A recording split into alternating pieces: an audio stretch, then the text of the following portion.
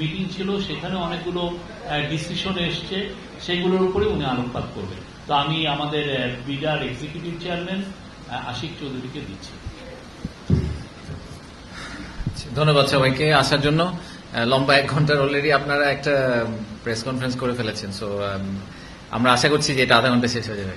আচ্ছা, প্রথমত হচ্ছে যে 4 দিনের সামিট আমাদের শেষ হলো, এবং আমি পার্সোনালি মনে করি যে 10-এ 10 পাওয়ার মতো সামিট হয়নি। সামিটে আরো অনেক অনেক ভালো কিছু করার সুযোগ আছে। আমরা আসলে প্রথমবারের মতো একটা গ্লোবাল স্ট্যান্ডার্ডে সামিট করার চেষ্টা করেছি, বা বিদেশে যেভাবে সামিটগুলো করা হয় ইনভেস্টমেন্ট সামিট, সেরকম করে একটা স্ট্যান্ডার্ড সেট করার চেষ্টা করেছিলাম আমরা। তো এন্ড অবভিয়াসলি আমি সবাইকে অনেক ধন্যবাদ। যে সামিটটা তো আসলে আমরা নিজেরা অর্গানাইজ করিনি, আমরা একটা ছোট্ট পার্ট অর্গানাইজ করেছিলাম, কিন্তু আপনারা মিডিয়া কমিউনিটি আমাদেরকে অনেক হেল্প করেছেন। আমাদের যারা পার্টনার ছিল বিভিন্ন প্রাইভেট সেক্টরের অর্গানাইজেশন, তারা আমাদেরকে অনেকগুলা পার্ট অর্গানাইজ করতে হেল্প করেছেন। আমাদের যেই পলিটিক্যাল পার্টিরা ছিল তারাও আমাদেরকে অনেকভাবে সাপোর্ট দিয়েছেন, পার্টনার করেছেন, ফ্যাসিলিটেট করেছেন, অনেক কিছুতে হেল্প করেছেন। সো সবাইকে এই আমাদের সামিটটাকে যতটুকু সফল করা গেছে সেইটার ক্রেডিটটা আসলে সবার। ফেইলিয়ার গুলো অবভিয়াসলি শুধুমাত্র বিডা এবং বেজার। নেক্সট টাইম আমরা এটার চেয়ে আরো ভালো করার চেষ্টা করব। একটা ওভারআর্চিং ফিডব্যাক হচ্ছে যে এই ধরনের সামিট এবং যে পরিমাণ আগ্রহ আমরা পেয়েছি, সেখান থেকেও আমাদের একটা টেক হচ্ছে যে এই ধরনের সামিট আমাদের একটা রেগুলার ফ্রিকোয়েন্সিতে করা উচিত সরকারের। সেই ফ্রিকোয়েন্সিটা বছরে একবার হতে পারে বা যে কোনো একটা ফ্রিকোয়েন্সিতে হতে পারে, বাট আমাদের ডেফিনেটলি যে আগ্রহটা আমরা দেখেছি, আপনারা যারা গেছেন তারা দেখেছেন যে ইন্টারকন্টিনেন্টালে যারা রেজিস্ট্রেশন করতে পারেননি, এরকম অনেকে এসে সারাদিন ইন্টারকন্টিনেন্টালে বসেছিলেন যে তারা যদি ইনভেস্টরদের সাথে একটু কথা বলতে পারেন, একটা করিডোর কনভারসেশন করতে পারেন, ইনফর্মাল টক করতে পারেন। So clearly there was a lot of interest. তো আমরা ইন্টারেস্টটার জন্য আমরা উই আর ভেরি গ্রেটফুল, এবং আমরা চেষ্টা করব যে এই ধরনের সিমিলার ইভেন্ট যেখানে আসলে আমরা পজিটিভ ইন্টারেস্ট এবং মোমেন্টাম তৈরি করতে পারি, এরকম ইভেন্ট আমরা ফার্দার আরো ফিউচারে অর্গানাইজ করার চেষ্টা করব, বা পরবর্তী সরকারের আমি বলবো যে তাদের এটা অর্গানাইজ করার চেষ্টা করা উচিত। তো সামিট সফল হয়েছে কি হয়নি, এটা হচ্ছে I am guessing the first question you have, আমাদের কি ধারণা সামিটের ব্যাপারে। তো সামিট সফল হয়েছে কি হয়নি, এটা আসলে একটা সময় বলে দিবে যে সামিট সফল হয়েছে কি হয়নি। সেটার অনেকগুলো প্যারামিটার আছে, বাট আমি শর্ট টার্মে সামিট সফল হয়েছে কি হয়নি এইটার প্যারামিটারকে আমি 2 ভাগে ভাগ করতে চাই। একটা হচ্ছে কোয়ান্টিটেটিভলি আমরা মনে করছি কিনা, যে পরিসংখ্যান দিয়ে যে সামিট সফল হয়েছে কি হয়নি। হচ্ছে যে সামিটের কোয়ালিটেটিভ কিছু ব্যাপার আছে, সেই ব্যাপারটার উপর ভিত্তি করে সামিটকে আমরা সফল বা সফল বলবো কি না। তো কোয়ান্টিটেটিভ পিসটা বা স্ট্যাটিস্টিক্যালি সামিটে আমরা কি পেলাম, কি পেয়েছি, কি এক্সপেক্ট করছিলাম, সেই ব্যাপারে আমি প্রথমে বলবো আমার হেড অফ বিজনেস ডেভেলপমেন্ট যে আছে নাহিয়ান আপনাদেরকে স্ট্যাটিস্টিক্স গুলো শেয়ার করবে, যে সামিটের নাম্বার গুলা কোয়ান্টিটেটিভলি সামিটটা কিরকম ছিল। জি, আসসালামু আলাইকুম। আর ধন্যবাদ সবাইকে। আমাদের চেয়ারম্যানও বললেন যে সামিটে আপনারা সবাই অনেক সহযোগিতা করেছেন। আমি তাহলে প্রথমে আমাদের পরিসংখ্যান যেটি আশিক ভাই বললো সেটা আপনাদের কাছে কারোকে, তারপরে আমি ওনাকে করে দিব। তো প্রথম থেকে যদি শুরু করি, আমাদের সামিটের উদ্বোধনী অনুষ্ঠান যেটা ছিল বা ইনঅগ্রেশন সেরেমনি, সেটাতে আমাদের মোট পার্টিসিপেন্ট কতজন ছিল? 710। তো আমাদের উদ্বোধনী অনুষ্ঠানে 710 জন অংশগ্রহণ করে। তার মধ্যে 50টি দেশ থেকে, আমি গতদিন প্রেস কনফারেন্সে বলেছিলাম বিদেশিদের নাম্বারটা 400 থেকে 450-র মধ্যে, এক্সাক্ট নাম্বারটা হচ্ছে 415 জন। তো 710 জনের মধ্যে 415 জন বিদেশি এবং প্রবাসী বাংলাদেশিরা ছিলেন, এবং বাকি 395 জন ছিলেন বাংলাদেশি। তো বিদেশিদের পার্সেন্টেজটা হচ্ছে 58% মতো। এর বাইরেও সামিটের এই 4 দিন প্রায় 3500-এর বেশি মানুষ আমাদের বিভিন্ন যে breakout session, startup connect, round table discussion, এগুলা বিভিন্ন সেগমেন্টে অংশগ্রহণ করে। এই সংখ্যাটা হচ্ছে 3500-এর বেশি। আমরা যদি আমাদের ব্রেকআউট সেশন এবং স্টার্টআপ কানেক্ট এগুলো মিলিয়ে টোটাল প্যানেলিস্ট বা স্পিকার এরকম কয়জন ছিল এটা দেখি, এরকম সংখ্যা ছিল প্রায় 130। তো 130 জন প্যানেলিস্ট এবং স্পিকার আমাদের এই 4 দিন ছিলেন। এখানে আমাদের পার্টনারদের নাম বলতেই হয়, যারা আমাদের সাথে ব্রেকআউট সেশন গুলো অর্গানাইজ করেছে, এবং তারা খুবই সাকসেসফুলি এই ব্রেকআউট সেশন গুলো প্রত্যেকেই যার জায়গা থেকে অংশগ্রহণ এক্সিকিউট করতে সক্ষম হয়েছেন।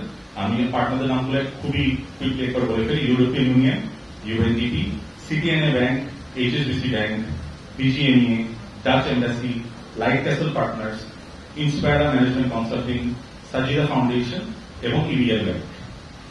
এর বাইরে ইন্টারকন্টিনেন্টাল হোটেলে আমাদের চেয়ারম্যান যেটা বললেন, ওই 4 দিনে অনেক এসেছেন ইনভেস্টরদের সাথে করিডোরে কথা বলার জন্য বা ডিসকাশন করার জন্য। আমরা অফিসিয়ালি আপনারা জানেন যে আমাদের দ্বিতীয় তলায় আমরা মোটামুটি একটা সেকশন দিয়ে দিয়েছিলাম আমাদের অফিসিয়াল ডিসকাশন গুলোর জন্য B2G আকারে। তো আমাদের অফিসিয়াল এরকম মিটিং হয়েছে 150টি।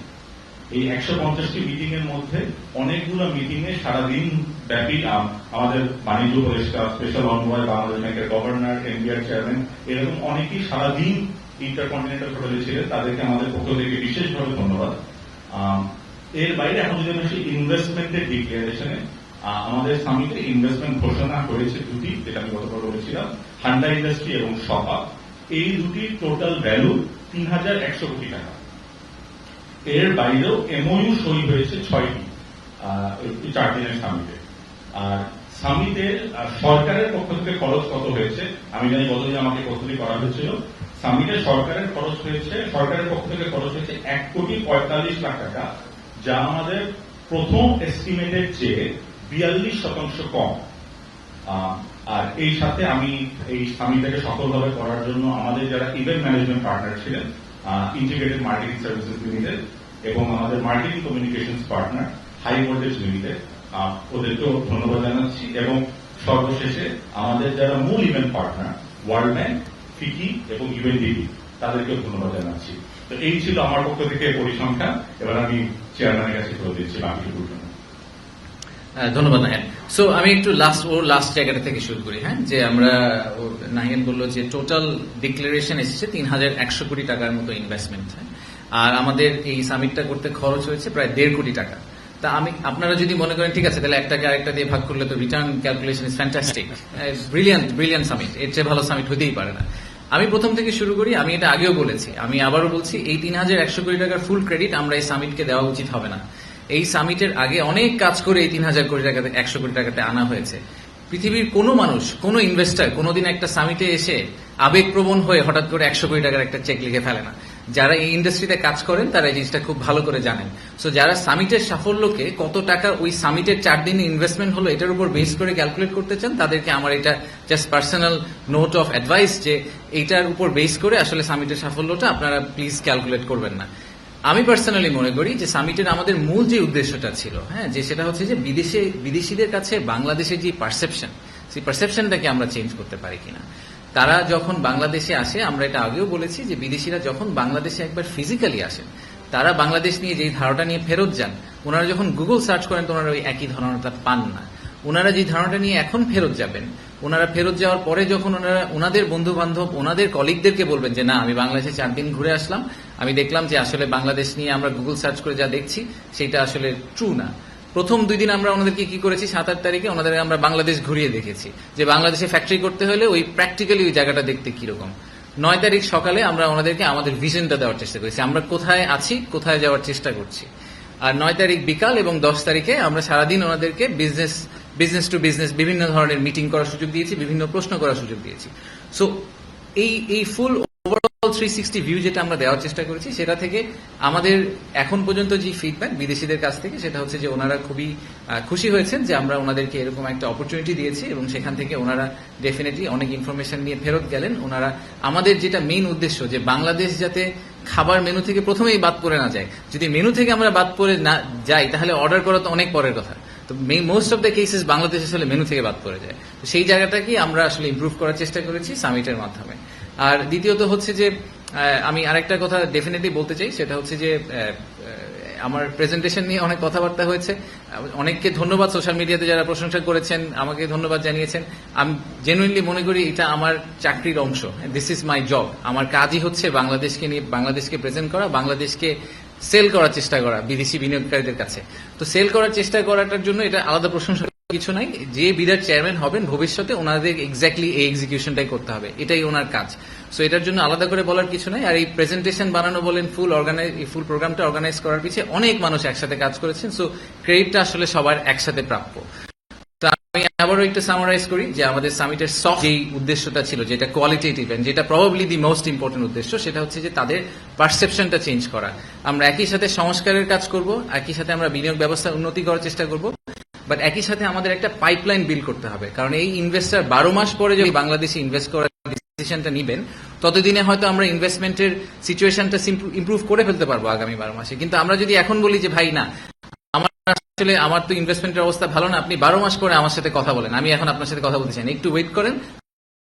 আমরা সামিট এখন কেন করলাম এই কোয়েশ্চেনটা যদি আপনাদের ক্ল্যারিটি চান, সেই ক্ল্যারিটি আমি আপনাদেরকে দেওয়ার চেষ্টা করছি যে পাইপলাইন বিল্ডিং এবং reform they have to go hand in hand, পাশাপাশি প্যারালালি যেতে হবে, যাতে by the time reform is finish the pipeline is big enough. এবং সেটাই হচ্ছে বিজনেস ডেভেলপমেন্ট টিমের কাজ, যে তারা পাইপলাইনটাকে ট্র্যাক করে এমন একটা জায়গায় নিয়ে যাবে যে তখন ইনভেস্টর ইনভেস্ট করতে রাজি হবে।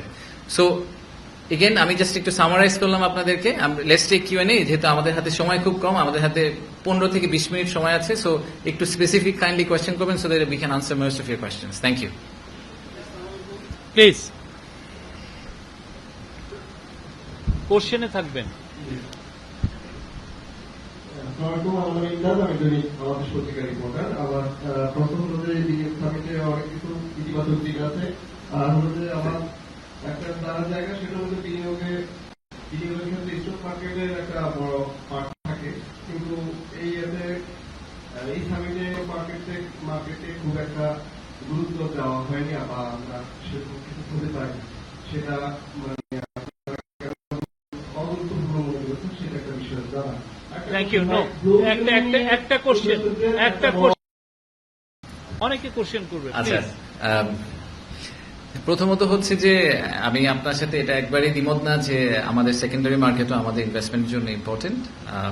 আমাদের টোটাল জিডিপির সাইজের তুলনায় বা আমাদের মার্কেটে যে মানি মার্কেটে যে ফ্লো হয় ক্যাশের, সেটার তুলনায় কিন্তু অন্যান্য বড় দেশের তুলনায় আমাদের স্টক মার্কেটটা রিলেটিভলি ছোট। সো ইয়েস, স্টক মার্কেটের ইম্পর্টেন্স অনেক আছে, বাট এমন না যে আমাদের বাংলাদেশের ইকোনমি বা জিডিপির movement entirely stock market dependent. So এটা একটা পয়েন্ট আমাদেরকে একটু মাথায় রাখতে হবে। আর দ্বিতীয়ত হচ্ছে যে আমাদের এইবারের ফোকাসটা ছিল হচ্ছে গিয়ে প্রাইমারি ইনভেস্টর, যারা একদম প্রাইমারি লেভেলে কোম্পানিতে ইকুইটি ইনভেস্ট করবেন, তারা সেকেন্ডারি মার্কেটের ইনভেস্টর প্লেয়ার না। আপনারা দেখবেন যে আমরা ভেঞ্চার ক্যাপিটাল অনেক ফার্মকে করেছি, যারা আর্লি স্টেজ স্টার্ট আপদেরকে ইনভেস্ট করে। আমরা অনেক আবার আরো বড় বড় ইন্ডাস্ট্রিয়াল কোম্পানিতেও ইনভেস্ট করার জন্য যারা ইনভেস্টার যোগ্য আছেন তাদেরকেও বলেছি। সো আমাদের ফোকাসটা একটু প্রাইমারি মার্কেট ছিল। টু বি অনেস্ট, আমার মনে হয় যে সেকেন্ডারি মার্কেটের যারা ইনভেস্টার, তাদের ইনভেস্টমেন্টের ডিসিশন সেট এবং যে ক্রাইটেরিয়া, সেগুলো খুবই সিগনিফিকেন্টলি ডিফারেন্ট। আপনি যে সেকেন্ডারি মার্কেট ইনভেস্ট করবে তাকে আসলে কেপিএস ঘুরাই নিয়ে আসার কিছু নাই। সে স্টক মার্কেটের ওই ডিএসসির ওয়েবসাইট দেখে, ডিএসসির পুরো আপনার ট্রেন্ড দেখে অনেক ডিসিশন নিয়ে ফেলেন। সো তাদের জন্য যদি আমাদের কিছু প্রোগ্রাম করতে হয়, তাদেরকে আমাদের একটা ইন্ডিপেন্ডেন্টলি টেইলার্ড একটা ওয়েতে ওনাদেরকে ইনভাইট করতে হবে। সো এইটার সাথে মিক্স করা একটু ইজ এ বিট ডিফিকাল্ট। এই জন্য আমরা ওনাদেরকে এইবার স্কোপের বাইরে রেখেছি। আগামীবার হয়তো আমরা আরেকটু ব্লেন্ডেড করার চেষ্টা করবো, বাট আমাদেরকে মাথায় রাখতে হবে যে এই দুই ইনভেস্টারের decision set, criteria, due diligence, all of this things are very different. So ওনাদেরকে একসাথে মিক্স করে আসলে খুব একটা লাভ হবে না। আমার নাম শাওন হাসনাত, আমি আছি টিডিএসে। জি, আমি খরচটা আপনারা জানিয়ে দিয়েছেন, এর জন্য ধন্যবাদ। তো আমি যেটা জানতে চাচ্ছি যে আপনারা একটা পাইপলাইন এবং একটা রোড ম্যাপ করতে চাচ্ছি, এই রোড ম্যাপে কারা আছে? আমরা দেখেছি ডিপি ওয়ার্ল্ড এসেছে, ইন্ডিটেক্স এসেছে, হোলসিপ এসেছে, এর বাইরে আর কোন কোন প্লেয়াররা আছে? আচ্ছা, যেগুলো আপনারা দেখেছেন তারা হচ্ছে এত বড় ব্র্যান্ড যে তাদেরকে আপনারা স্পেসিফিক্যালি আইডেন্টিফাই করে ফেলেছেন। তো এরকম একটা বড় লিস্ট অফ ইনভেস্টার আমাদের কাছে আছে, কিন্তু to be very frank, investor যারা ইনভেস্টমেন্ট নিয়ে চিন্তা ভাবনা করছেন তারা কিন্তু চান না যে ওনাদের নামগুলো পাবলিক ডোমেইনে এরকম বড় করে আসতে থাকুক। সো আমি আসলে পার্সোনালি আপনাকে ডিসক্লোজ করতে পারবো না কোন 20টা কোম্পানি আমার সাথে এই মুহূর্তে কথা বলছে। ইফ দ্য নাম্বার ইজ 20, আমি বলছি না নাম্বারটা 20, বা যতগুলো কোম্পানি আমার সাথে কথা বলছে তার অনুমতি ছাড়া তার ইনফরমেশনটাও আমার আসলে আপনার কাছে শেয়ার করা উচিত, কারণ উনি তো একটা ইনভেস্টমেন্ট ডিসিশন প্রসেসের ভিতর দিয়ে যাচ্ছেন। যেই নামগুলো আপনারা শুনেছেন, কারণ ওখানে এত সিনিয়র এক্সিকিউটিভ এসেছেন যে সেই কারণে তার নামটা বেশ চালু হয়ে গেছে, but not necessarily what we should be marketing specifically, যে কে কত টাকা ইনভেস্ট করার চিন্তা করছেন বা কি করছেন। এই ইনফরমেশনটা যখন তারা ইনভেস্ট করবেন বা একটা ফাইনাল ডিসিশন পয়েন্টে চলে যাবেন, তখন আমরা সেটা ডিসক্লোজ করতে পারি, যেরকম আমরা হান্দা বা শপাপের ক্ষেত্রে করেছি। জি, আমি ইরাজ শামস, কালীগঞ্জে কাজ করি। আচ্ছা, এই বাম দিকে একটু হাত উঠালে আমার জন্য সেটা হয়। Thank you. জি, আমার আপনার কথাগুলোর সাথে আমিও একমত যে ইনভেস্টমেন্টের ফিগার আমার কাছে এখন মুখ্য নয়, কিন্তু আপনি যেটা বলেছেন যে বিভিন্ন কোম্পানি এখানে এসেছে বা তারা আলোচনা করেছে, আমি জানতে চাচ্ছিলাম যে আমাদের জিডিপি ইনভেস্টমেন্ট যে গ্রোথ, সেটার ক্ষেত্রে এই ইনভেস্টমেন্ট সামিট কতটা প্রভাব রাখতে পারছে, পরিবর্তন আগামী দিনে হতে পারে। আর 6টা কোম্পানির সঙ্গে যে এমইউ হয়েছে সেই 6টা কোম্পানির সম্পর্কে যদি বলবেন যেটা এমইউ হয়ে গেছে। আপনি দুইটা প্রশ্ন করে ফেললেন সুযোগে। আচ্ছা, প্রথমটা হচ্ছে যে জিডিপির সাথে জিডিপিতে এটার কন্ট্রিবিউশন কিরকম হতে পারে। আমি একটু আগে বলেছি যে এটার সময় বলে দিবে, এই কারণে যে এই যে পাইপলাইনটা আমরা এখন বিল করছি এটার মেটেরিয়ালাইজেশন হবে হয়তো 2026-27 সালে গিয়ে। তো 26-27 সালের GDP to FDI to GDP রেশিওটা যদি সিগনিফিকেন্টলি ইমপ্রুভ করে তাহলে আমাদের বলতে হবে যে আমাদের 2025 সালের সামিটটা আসলে সাকসেসফুল ছিল। এটা আমার কাছে এখন বসে বলা সম্ভব না, নাম্বার 1। নাম্বার 2 হচ্ছে যে ইনভেস্টমেন্ট ডিসিশন শুধু সামিটের উপর বেস করা হয় না। সামিট হচ্ছে প্রথম ধাপ, তাই না? এরপরে আমাদেরকে এই পাইপলাইনটাকে নার্চার করতে হবে। সো সরকারের বিভিন্ন এজেন্সিকে আসলে একই সাথে কাজ করে এই পাইপলাইনটাকে বিল্ড করতে পারতে হবে। এবং তৃতীয়ত হচ্ছে যে আরো অনেক ম্যাক্রো ইকোনমিক ফ্যাক্টর অবভিয়াসলি থাকে। দেশের ইনফ্লেশন একটা ইস্যু, ফর এক্সাম্পল এখন ইনফ্লেশন একটা কন্ট্রোল পজিশনে চলে এসেছে, ইকোনমিক ডেভেলপমেন্ট এবং অনেক ধরনের ফ্যাক্টর থাকে। সেইগুলাকে সবগুলাকে কনসিডারেশনে নিয়ে ফাইনালি এফডিআই নাম্বারটা আসলে ইন্টারপ্রিটেড হয়। সো আমি যদি এফডিআই নাম্বারটা 2026 সালে সিগনিফিকেন্টলি জাম্প করে সেটার পুরো ক্রেডিট যেরকম বিডা বা বেজার নেওয়া উচিত না, আবার যদি সেটা জাম্প কমপ্লিটলি না করে সেটার পুরোটা দোষটাও আপনারা বিডা বা বেজাকে দিবেন না, তখন যে চেয়ারম্যান থাকে তাকে দিবেন না। কারণ এটা আসলে প্রত্যেকের একটা রোল আছে। এই একটা ইনভেস্টমেন্টকে মেটেরিয়ালাইজ করা একদম 0 থেকে 100-এ যাওয়ার জন্য প্রত্যেকটা অর্গানাইজেশন, মিনিস্ট্রি, এজেন্সি প্রত্যেকের ছোট ছোট রোল আছে। সবগুলো রোল যদি আমরা ঠিকভাবে প্লে করতে পারি সরকার থেকে এবং প্রাইভেট সেক্টর থেকে, তখনই আসলে ইনভেস্টমেন্টটা মেটেরিয়ালাইজ করবে। আমরা আমাদের বেস্ট প্লেটা করার চেষ্টা করছি আমাদের পয়েন্ট অফ ভিউ থেকে, so that we do our job. আমার নাম ফাহিমুল আইন, এদিকে বৈশাখী টেলিভিশনে আছি। আর এই সামিটে আমরা দেখেছি যে রাজনৈতিক দলগুলো বৈঠক করেছেন এবং তারাও কথা বলেছেন, যে আশাবাদ ব্যক্ত করেছেন, আশাবাদী যে সামনে নির্বাচন হলে যারা আসবে রাজনৈতিক দলগুলো তারা কতটা আশ্বস্ত করেছে এবং সেক্ষেত্রে সামিটের যে বিনিয়োগকারীরা তারা কতটা আশ্বস্ত হয়ে গেছে। সামিটে আমি আগেও একবার বলেছি যে দেখেন, বিনিয়োগ এবং কর্মসংস্থান এগুলা common agenda for all political parties. আপনারা যে কোনো পলিটিক্যাল লিডারশিপকে গিয়ে যদি জিজ্ঞেস করেন যে আপনারা কি চান বাংলাদেশের বিনিয়োগ বা কর্মসংস্থানের উন্নতি হোক, তারা এটাতে না বলার কোনো কারণ নেই। সেটা এবং সেই উন্নতিটা করার জন্য আমরা যেসব প্রচেষ্টা চালাচ্ছি সেটাকে তাদের এন্ডোর্স না করারও সেই কারণে কোনো কারণ নেই। আমি এটা খুব ক্যাটাগরিক্যালি বলতে পারি যে আমাদের এই বড় বড় অ্যাক্টিভ পলিটিক্যাল পার্টি যারা আছে প্রত্যেকের সর্বোচ্চ লেভেলের লিডারশিপের সাথে আমাদের 1-to-1 ডিসকাশন হয়েছে টু মেক শিওর যে তারা এই সামিটের ব্যাপারে কমপ্লিটলি অ্যালাইনড এবং তারা মনে করেন এবং ফিল করেন যে তাদেরকে পার্টনার করে আমরা সামিটটা করছি। সেটাই করা হয়েছে এবং এটাও এনশিওর করার চেষ্টা করা হয়েছে যে তারা ইনভেস্টরদের কাছে ফুল অ্যাক্সেস পান এবং ইনভেস্টররাও তাদের কাছে ফুল অ্যাক্সেস পায়, যাতে পলিটিক্যাল কন্টিনিউটির কোয়েশ্চেনটা যখন আসে সেই কোয়েশ্চেনটাতে যাতে ইনভেস্টররা না ভোগেন। তো সেটার কারণে কিন্তু আমরা ওনাদেরকে ইচ্ছা মতো কথা বলার সুযোগ দিয়েছি, ওনারা বলেছেনও। সো ওনারা কি ফিডব্যাক দিলেন ইনভেস্টররা পোস্ট সামিট, সেই ফিডব্যাক আমরা এখনো নেইনি। বাট আপনারা হয়তো অনেক ইনভেস্টরের সাথে কথা বলেছেন, আপনারা আমাদেরকে বলতে পারেন যে পলিটিশিয়ানদের সাথে ওনাদের কনভারসেশনগুলো কিরকম গিয়েছিল এবং ওনারা কিরকম ফিল করে ফেরত গেলেন। সরি, এমওইউ নিয়ে মনে হয় একটা প্রশ্ন ছিল, সরি আমি একটু মিস করে গেছি। সো আমরা কুইকলি খুব শর্টলি কভার করি। এমওইউ বাকি যেগুলো করা হয়েছে সেগুলো ranges from short term to long term decision points. আমি যেরকম একদম very long term, the most long term one we have is Artemis Accord, নাসার সাথে যেটা করা হয়েছে সেটার ইমপ্লিকেশন বুঝতে হয়তো বাংলাদেশের 15-20 বছর সময় লাগবে। এটা নিয়ে আমি দেখলাম সোশ্যাল মিডিয়ায় অনেক চিন্তিত যে কেন একটা 20 বছরের বয়সের এমওইউ এখন করা হলো, এটা নিয়ে অস্থিরতা করার কি আছে। আর আরেকটা হচ্ছে যে আমরা আরো কিছু শর্ট টার্ম ইন্টারভেনশন করার চেষ্টা করেছি, আইএলওর সাথে এমওইউ করেছি, আরো বিভিন্ন অর্গানাইজেশনের সাথে করেছি। এমওইউ লিস্টটা আমরা আপনাদেরকে শেয়ার করে দিব যে কি কোন কোন এমওইউ করা হয়েছে। প্রাণের সাথে যেরকম H&M এর একটা এমওইউ হয়েছে যেটা একেবারেই ভেরি ইমিডিয়েট এবং এটা কিন্তু একটা বড় উইন। আমরা হয়তো পাওয়ার সেক্টর নিয়ে যারা কাজ করেন তারা বুঝতে পারবেন যে বাংলাদেশের এই রিনিউয়েবল এনার্জিতে তো একটা বড় ঘাটতি আছে। তো আমাদের যারা কাস্টমার, আমাদের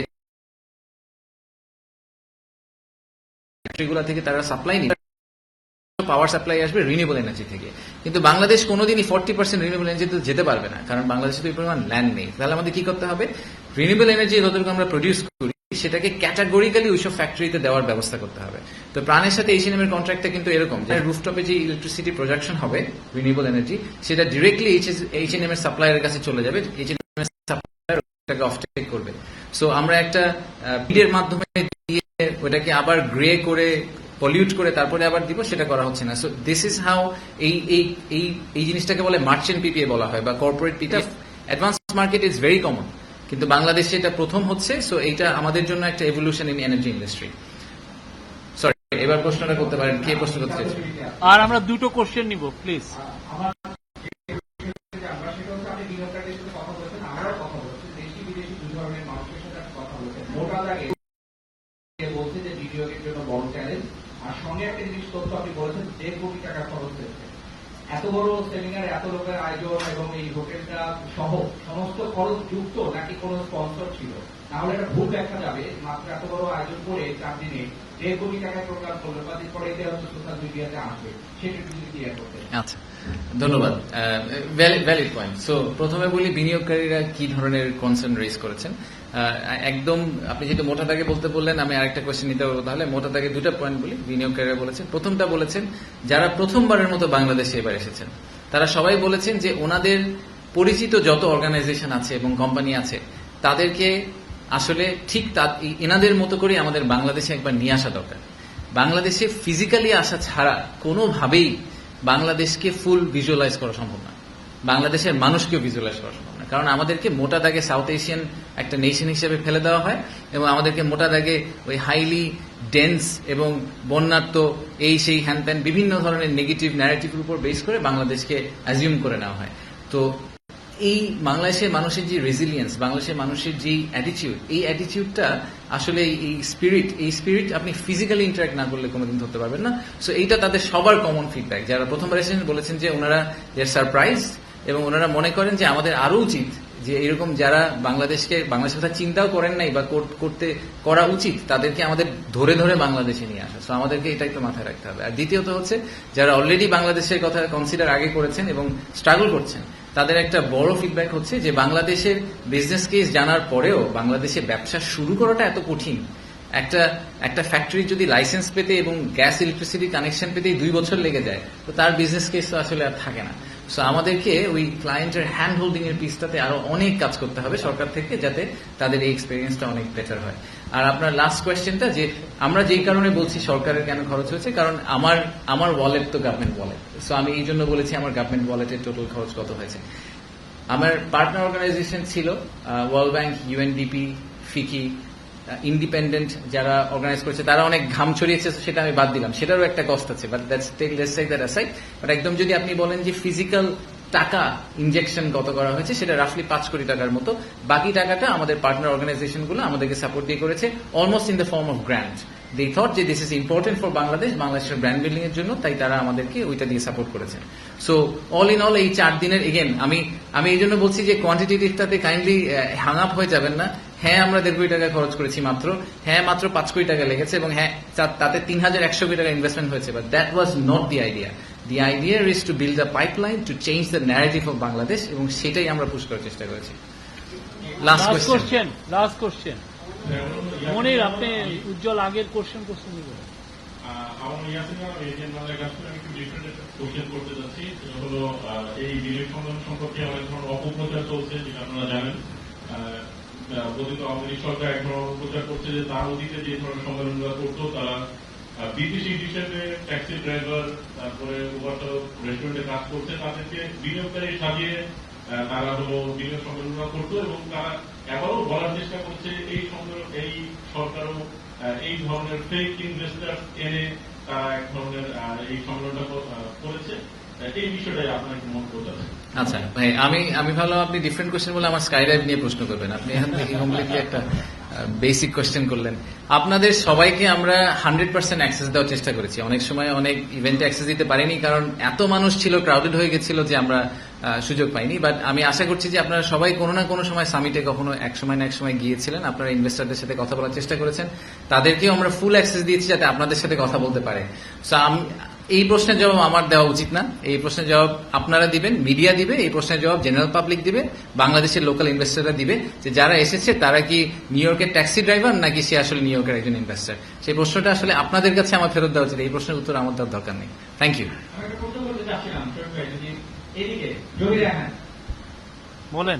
আচ্ছা, সেটা হলো উনি- পরপরই সংবাদ করা হচ্ছে, সেখানে মিডিয়ার পক্ষ থেকে মাহমুদ স্যার বলেছেন, মেম্বার লিডার, তিনি বলছেন যে গত যে সামিট আয়োজন করছে মিডিয়া, তার অভিজ্ঞতা আছে, তখন অনেক বিনিয়োগ প্রস্তাব আসছে, কিন্তু সেটা এখন একটু বিনিয়োগ আছে, এবার তারা ট্র্যাক করবে যারা ই করবে। আপনি আসলে কোন প্রসেসটা ফলো করবেন যে পোটেনশিয়াল বিনিয়োগকারীদের বাংলাদেশের বিনিয়োগ মানে অ্যাকচুয়াল বিনিয়োগে আসতে পারে, এটা যদি বলতেন। ধন্যবাদ।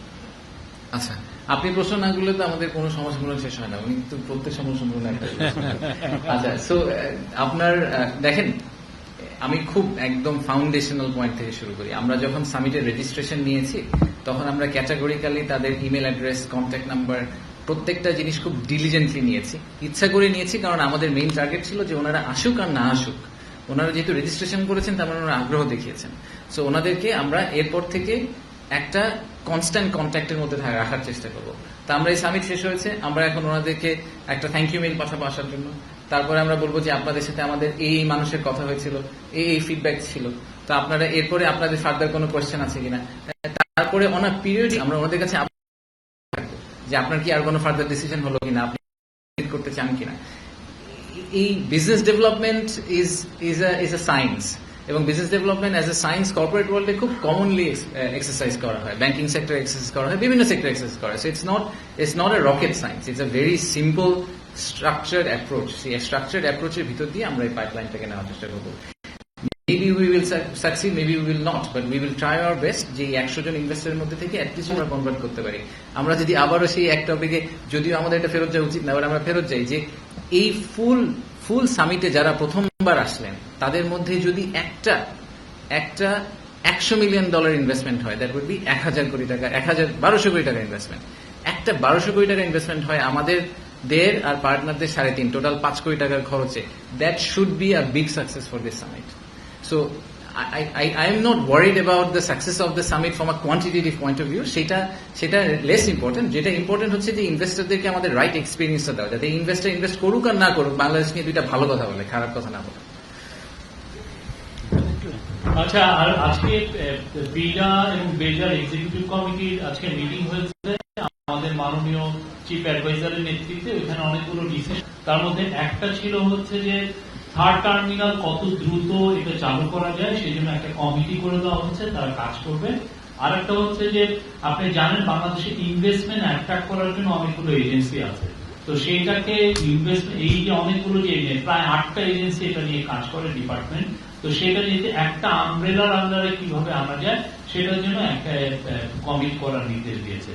আর চিফ অ্যাডভাইজার আরো কিছু কিছু জায়গায় নির্দেশনা, যেমন নেপালের জন্য একটা এক্সক্লুসিভ করার কথা উনি বলেছেন, প্রসেসিং জন্য ইকোনমিক জোন করার কথা বলেছেন। আর উনি বলেছেন যে চিটাং পোর্টের বিষয়ে, আপনি জানেন অনেকগুলো ফরেন ইনভেস্টর চিটাং পোর্টের ইনভেস্ট করতে তারা খুবই আগ্রহী, তো সেই বিষয়ে আমি মাইকটা হস্তান্তর করবো আবার আমাদের এক্সিকিউটিভ চেয়ারম্যানের কাছে, উনি এটা নিয়ে হাইলাইট করবেন চিটাং পোর্ট আরো বেশি বিষয়। থ্যাংক ইউ শরীফ ভাই। সো প্রথমত দেখেন, আমরা যে ভিশনটা সেট করার চেষ্টা করছি সেখানে we want to make Bangladesh regional production power house. সেটা করার জন্য যেটা মাস্ট সেটা হচ্ছে পোর্ট কানেক্টিভিটি। পোর্ট কানেক্টিভিটি বলতে আমরা বুঝি যে চিটাগং এ আমাদের যে কয়টা পোর্ট, একটা চিটাগং এর এই মুহূর্তে একটা বড় পোর্ট হচ্ছে চিটাগং পোর্ট, যেটা মেইন পোর্ট এটাকে আমরা বলি। এর সাথে লালদিয়া, পিসিটি, এরকম বেশ কয়েকটা নদীর উপরে পোর্ট আছে, কিন্তু এগুলা কিন্তু সব নদীর পোর্ট, বাংলাদেশে কোনো সামুদ্রিক পোর্ট নেই। So let's start with that. আমরা বে টার্মিনাল নিয়ে অনেক দিন ধরে কথা বলছি, সিঙ্গাপুরের একটা কোম্পানি আছে, দুবাইয়ের একটা কোম্পানি আছে, পিএসএ এবং টিপি ওয়ার্ল্ড, তারা অনেক দিন ধরে চেষ্টা করছে। বাট আমাদের টার্গেট হচ্ছে যে এই সেপ্টেম্বর অক্টোবর মাসের মধ্যে আমরা বে টার্মিনাল ইস্যুটা রিজলভ করে আমরা একটা সিগনিফিক্যান্ট মাইলস্টোন ক্রস করব, নাম্বার 1। নাম্বার 2 হচ্ছে যে মাতার বাড়িতে যে ডিপসি পোর্ট আছে সেটার আশেপাশে একটা ফ্রি ট্রেড জোন নিয়ে আপনারা দেখেছেন যে এবার ডিপি ওয়ার্ল্ডের চেয়ারম্যান এসেছিল, সেটা নিয়ে আমরা কথা বলার চেষ্টা করছি, যাতে বাংলাদেশ ইসেনশিয়ালি বিকামস দুবাই আর সিঙ্গাপুর থেকে আমাদের ডিস্ট্রিক্ট ঘন্টার মতো, রাইট? সো আমরাও কিন্তু technically we can also become another Dubai আর সিঙ্গাপুর, যেখানে আমরা একটা ফ্রি ট্রেড জোনের মতো করে অপারেট করবো, এবং আমাদের একটা ভার্টিক্যাল কানেক্টিভিটিও আছে, নেপাল, ভুটান, 7 সিস্টার্স এবং তার দিকে উপরে China. So we would like to utilise that the most. So এইটা একটা বড় ডিসকাশন পয়েন্ট ছিল আমাদের জন্য, যে পোর্ট এবং এয়ারপোর্ট যেগুলোর দ্বারা আমাদের ওভারঅল কানেক্টিভিটিটা ইমপ্রুভ করবে সেটা আমরা কিভাবে হ্যান্ডেল করছি, এবং কত দ্রুত আমরা এই জিনিসগুলার, এই প্রজেক্টগুলাকে এমন একটা পর্যায়ে নিয়ে যেতে পারবো যেটাতে এটা ইটস ফুললি ফাংশনাল। আচ্ছা, দ্বিতীয় হচ্ছে যে বিডার ক্ষেত্রে একটা হচ্ছে যে এফডিআই তে আমরা প্রণোদনা দিতে পারি কিনা, এটা নিয়ে আমরা একটা ডিসকাশন করেছি। যে ধরেন বাংলাদেশি একজন প্রবাসী নন রেসিডেন্ট বাংলাদেশি যিনি চায়নায় থাকেন, উনি চাইনিজ ভাষা জানেন, উনি ওনার যেই চাইনিজ কোম্পানি আবার স্পেসের অ্যাক্সেস আছে, এটা বিডার কখনো হবে না, বাংলাদেশের কোনো মানুষের কখনো হবে না। তো উনি যদি একটা $100 মিলিয়ন ইনভেস্টমেন্ট নিয়ে আসেন, তো আমরা তো বাংলাদেশের রেমিটেন্স পাঠালে 2.5% করে ক্যাশব্যাক দিই। ভদ্রলোক যদি $100 মিলিয়ন ইনভেস্টমেন্ট নিয়ে আসেন, তাকে আমরা কেন একটা পার্সেন্টেজ কনসালটেন্সি ফি হিসেবে দিতে পারি না বা প্রণোদনা হিসেবে দিতে পারি না? সো আমরা এরকম একটা মডেল নিয়ে ইন্ডিভিজুয়াল যদি বিদেশ থেকে ইনভেস্টমেন্ট নিয়ে আসেন, নিজে স্বপ্রণোদিত হয়ে এবং ওটাতে উনি ফুল প্রসেসে পার্টিসিপেট করেন, তাহলে ওনাকে কিভাবে আমরা এক ধরনের এই ঠিক অফ রিওয়ার্ড আমরা পুশ করতে পারি। আরেকটা জিনিস নিয়ে কথা হয়েছে, যেটা শফিক ভাই বললেন, যে অর্গানাইজেশনগুলোকে কিভাবে আমরা একসাথে করে নিয়ে আসতে পারি, সেটা আমরা চেষ্টা করছি। এটা নিয়ে আগামী 2 সপ্তাহের মধ্যে একটা হাই পাওয়ার্ড কমিটিকে একটা ফাইনাল ভিউ দিতে হবে যে ওটার চেহারাটা কিরকম হবে, এবং সেখান থেকে আমরা মুভ অন করার চেষ্টা করবো। বেজার আন্ডারে আমরা প্রায় 10টা, আপনাদেরকে আমি আগেও বলেছি যে 100টা ইকোনমিক জোনের দরকার নেই, আমরা বেজার আন্ডারে 10টা ইকোনমিক জোনকে আজকে বাতিল করার ঘোষণা নিয়েছি। যে বা সেগুলোর মধ্যে সোনাদিয়া আছে, যেটার কথা আপনারা অনেক শুনেছেন, সুন্দরবনে একটা আছে, অ্যাপারেন্টলি ইকো ট্যুরিজম পার্ক হওয়ার কথা ছিল। সো এরকম বেশ কয়েকটা 10টা টোটাল ইকোনমিক জোনকে আমরা we are cancelling the licence for the economic zone because we don't think it's necessary. যে কটা আছে সেটা করতে হবে।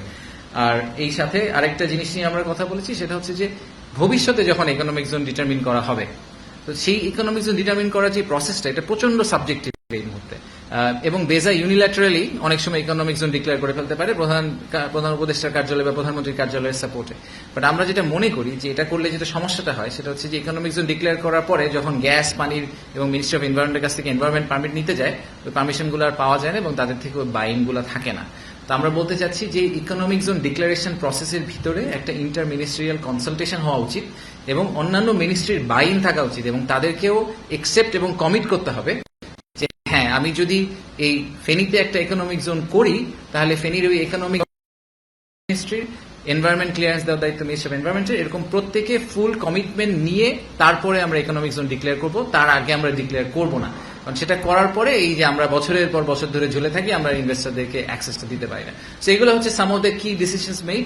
এবং আচ্ছা সরি, হ্যাঁ, ওয়ান স্টপ সার্ভিস নিয়ে অনেক লম্বা কথা হয়েছে আজকে। আমরা এই ওয়ান স্টপ সার্ভিস নিয়ে অনেকদিন ধরে ঘুরপাক খাচ্ছি। তো একটা বড়, আমি এর সাথে কথা বলে সবসময় যেটা শুনি, সেটা হচ্ছে এখানে 2টা সমস্যা। একটা হচ্ছে যে ওয়ান স্টপ সার্ভিস, যেটাকে আমরা ডিজিটাল বলি, এটা এখন অনেক ক্ষেত্রেই ম্যানুয়াল। তাদেরকে ম্যানুয়ালি বিভিন্ন জায়গায় গিয়ে কাজ করতে হয়। তো প্রধান উপদেষ্টা একটা নির্দেশনা দিয়েছেন যে কোনো সার্ভিস যেটা ম্যানুয়াল বা তার পাশাপাশি ডিজিটাল সার্ভিসও সফটওয়্যার সার্ভিস আছে, সেখানে ম্যানুয়াল সার্ভিসটা আগামী 1 মাসের মধ্যে বন্ধ করে দিতে হবে। Everything will be digital. তাতে যেটা সুবিধা হবে সেটা হচ্ছে রেন্ট সিকিং বিহেভিয়ার সিগনিফাই যাবে। আর দ্বিতীয়ত হচ্ছে যে উনি বলেছেন, যেটা আমাদের প্রস্তাব ছিল, যে ইনভেস্টরের পয়েন্ট অফ ভিউ থেকে সে একটা সিঙ্গেল পজিশনে তার ল্যান্ড করা উচিত, তাকে একটা সবসময় একটা সিঙ্গেল ওয়েবসাইটে যেতে হবে। সো আমরা ওটাকে ধরেন যদি বলি বাংলাদেশ ইনভেস্টমেন্ট পোর্টাল, সে বাংলাদেশ ইনভেস্টমেন্ট পোর্টালে লগ ইন করবে, তার যার কাছে সার্ভিস লাগবে সেটা ব্যাক এন্ডে সরকার ম্যানেজ করবে। তার যদি ব্যবসার সার্ভিস লাগে, তাহলে ওই সফটওয়্যার তাকে ব্যবসার রুটে নিয়ে যাবে, বাট তার জন্য একটা সিঙ্গেল ইন্টারফেস করতে হবে। এখন যেটা হয়, আপনার ট্রেড লাইসেন্স করতে গেলে যেতে হয় আরজেসির ওয়েবসাইটে, আপনার ল্যান্ডের বিউটেশন করতে হলে যেতে হয় ল্যান্ডের ওয়েবসাইটে, আপনাকে ব্যবসা সার্ভিস পেতে হলে যেতে হবে ব্যবসার ওয়েবসাইটে, বেজা সার্ভিস পেতে হলে বেজার ওয়েবসাইটে।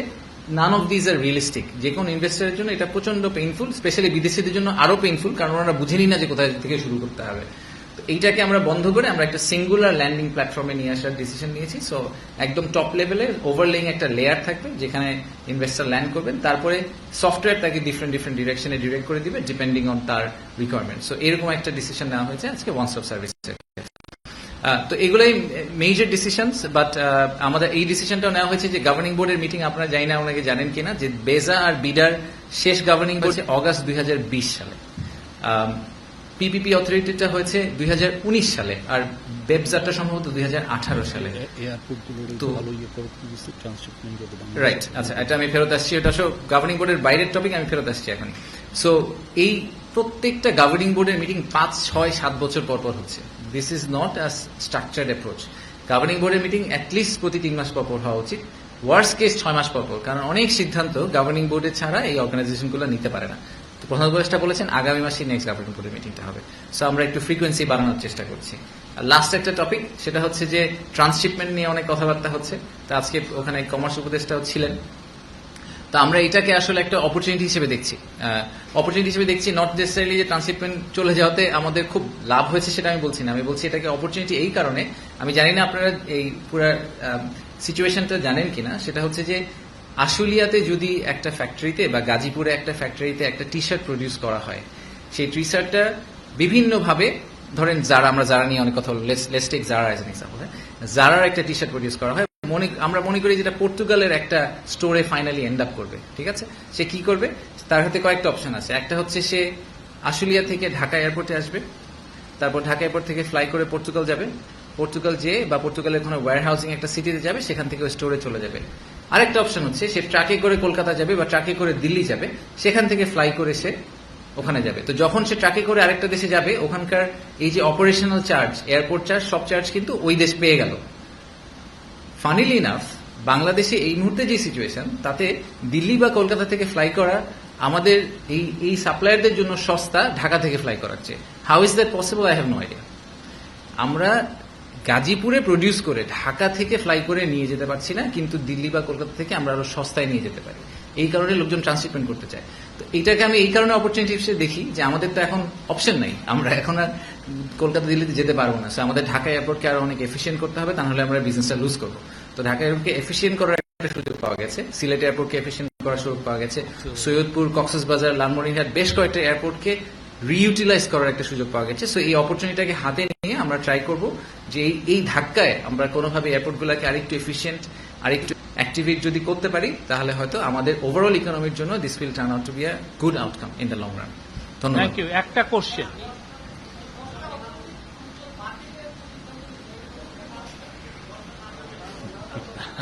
নামগুলো আমরা দিয়ে দিব, আমরা নাম দিয়ে দিব, ডন করি।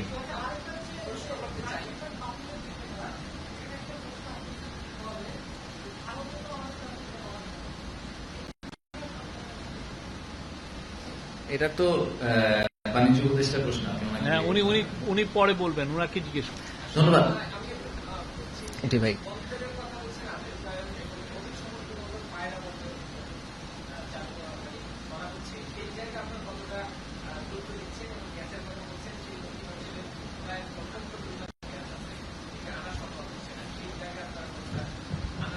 আজকে এটা নিয়ে আলাপ হয়নি, যেদিন আলাপ হবে আপনার উত্তর দিব। Thank you.